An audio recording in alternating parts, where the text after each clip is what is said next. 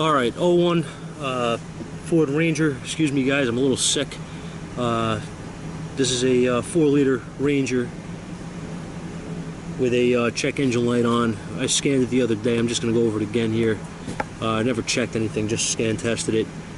And it's going to have, I believe, a P0442. Yay.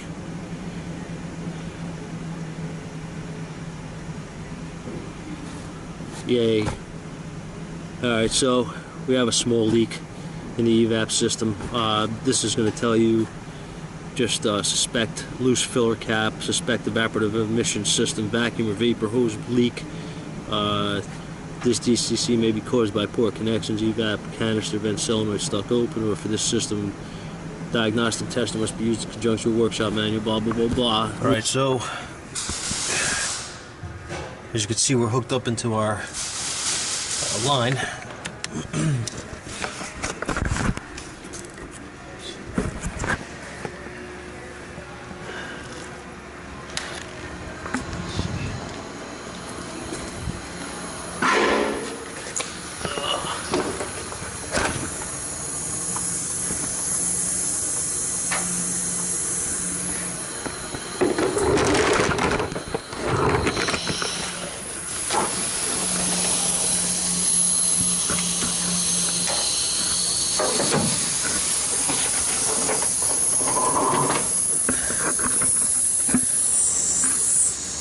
There it is.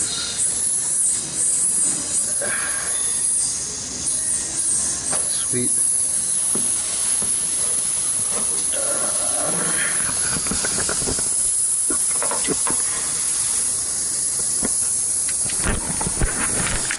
Alright, so I'm going to show you. There's our fix. Okay, we got a new hose on there. They don't sell the part anymore from the dealer, but check this out. I'm going to show you what happens when morons are allowed to purchase tools and work on cars. Hey, look at that.